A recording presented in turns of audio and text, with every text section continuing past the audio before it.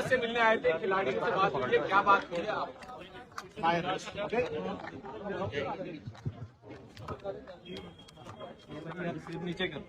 देखिए, बड़ा संजीदगी वाला मामला है, इसलिए मैं ताड़ी वाड़ी कोई ना बजाए, कोई नारा वारा ना। मैं अपने स्पोर्टिंग हीरोज के लिए आया हूं और मैं ये जानता हूं कि स्पोर्ट एक साधना है। 140 करोड़ में जब कोई महिला अकेली मेडल जीतती है तो वो एक तपस्वी है और वो रोल मॉडल है जिसकी प्रेरणा से करोड़ों लोग खेल जगत में वो प्रयास करते हैं जिससे देश गौरवान्वित होता है। ये रियल हीरो नहीं है गुरु, ये रियल हीरोज हैं जो मिट्टी से मिट्टी होते हैं। इसलिए इसको छोटे दायरे में बिल्कुल मत रखना। ये छोटे दायरे की बात नहीं है, ये पार्टियों से उठ के ऊपर ये देश की सभी औरतों के सम्मान की लड़ाई है और ये सीमित नहीं किया जा सकता। इसे उसी नजर से देखना होगा। अब देश के लिए सवाल यह है कि क्योंकि दोषी एक बड़ा आदमी है तो क्या यह सिस्टम उसे सुरक्षा कवच पहना रहा है या मंशा सजा देने की है? किसी भी केस की बुनियाद एफआईआर होती है और एफआईआर एक पब्लिक डॉक्यूमेंट है। अभी तक वो डॉक्यूमेंट पब्लिक नहीं हुए। मेरा सवाल है 10 दिन क्यों लगे एफआईआर दर्ज कराने में? अहम बात यह है कि women of esteem, recognition, champions, अगर उनका यह हाल है, अगर उनको 10-10 दिन सड़कों पे भटकना पड़ रहा है तो एक आम नागरिक का क्या हाल होगा? ये सारा देश सवाल कर रहा है। ये सिस्टम पे सवाल है, ये मेरी निजी लड़ाई नहीं है। और मैं आपको बता दूं, justice delayed is justice denied.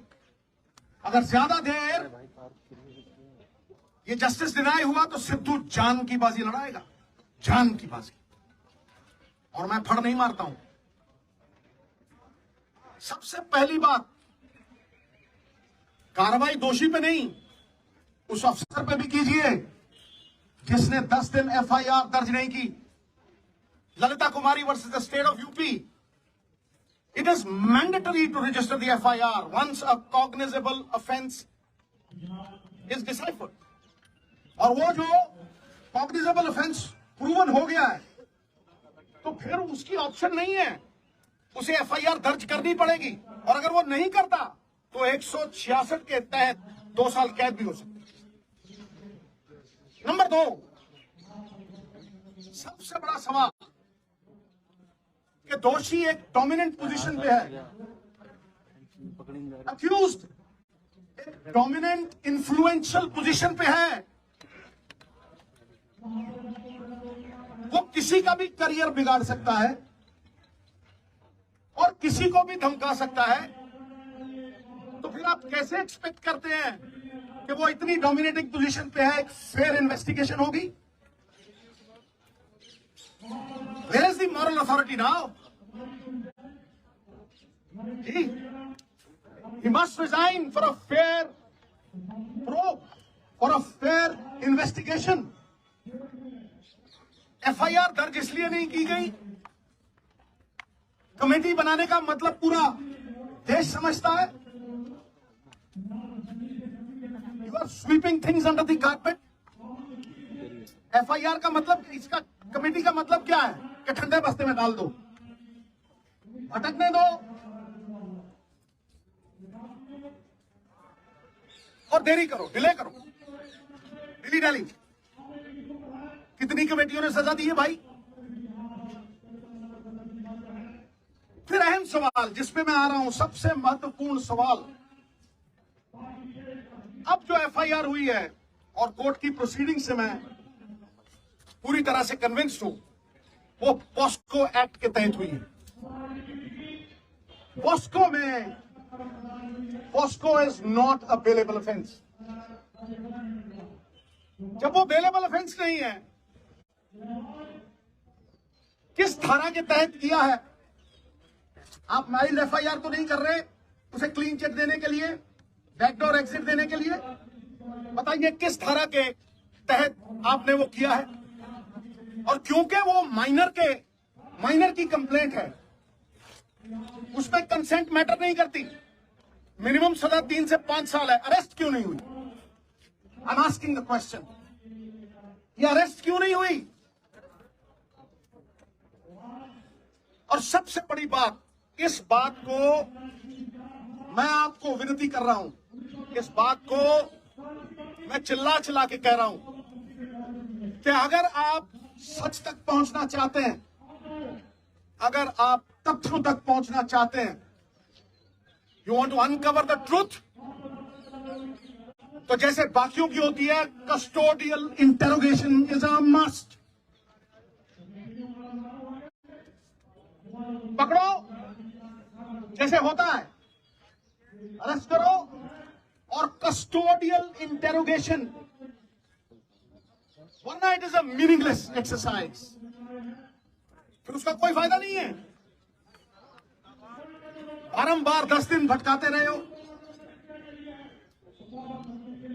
इतने बड़े बड़े लोग हैं, तालीम का शोर इतना, तहजीब का शोर इतना, अरे बरकत क्यों नहीं होती? तुम्हारी नीयत में खराबी है, तुम्हारी नीयत में खराबी है।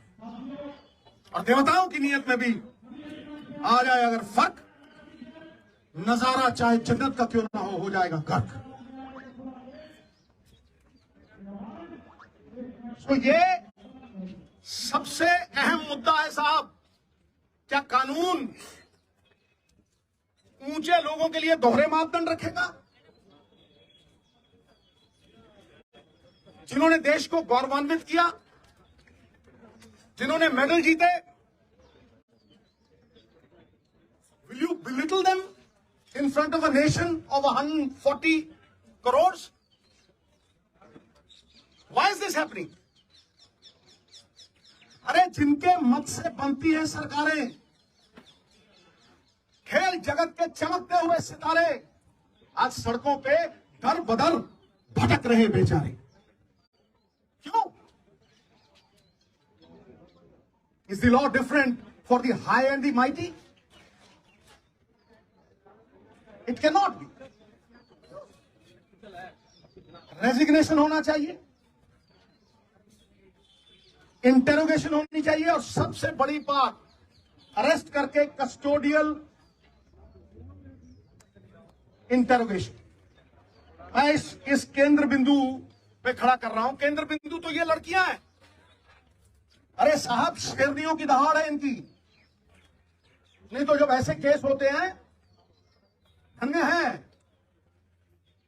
हमारी संस्कृति, कितने ही बब्बर शेर हो जाए, सवारी तो दुर्गा ही करती है, समझे?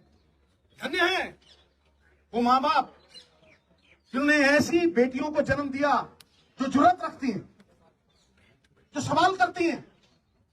क्या आपको लगता है कि ये सिर्फ अपने लिए लड़ रही हैं?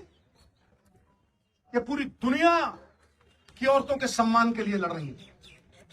और ये दहाड़ चंद लोगों तक सीमित नहीं है, ये मूवमेंट है, movement, it is a movement. You will see support pouring from all quarters. इसे रोक नहीं सकेगा तूफान, जब झूम के उठेगा तिनकों से न टाला जाए। सो मेरी आपसे रिक्वेस्ट है, मैं बात लंबी नहीं खींचना चाहता, बात टेक्निकल करूंगा, बात लीगल करूंगा, और बात वो करूंगा जो देश की आवाज है। ये देश देखना चाहता है कि दोहरे मापदंड क्यों हैं बड़े लोगों के साथ।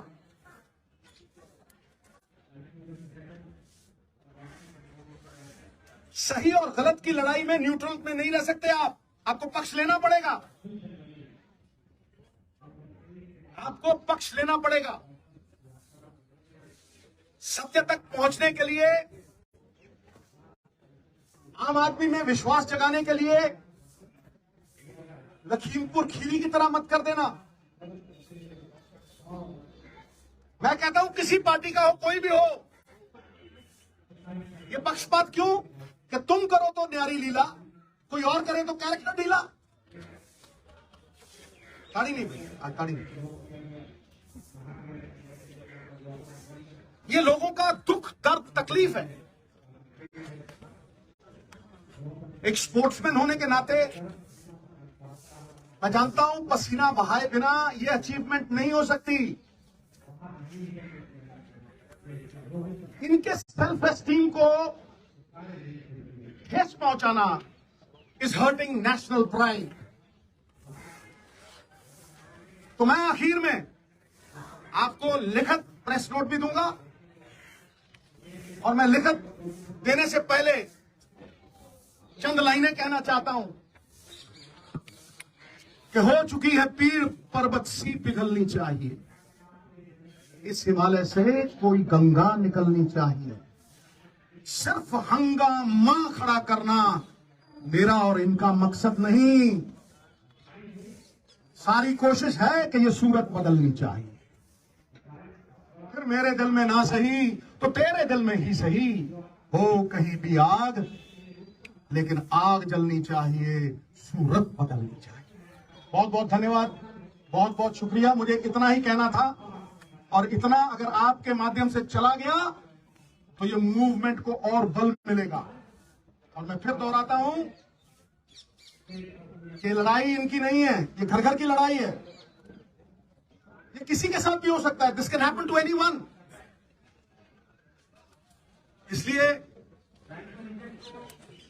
सब मिलकर ये लड़ाई लड़ें, पार्टियों से ऊपर उठ के ये लड़ाई लड़ें।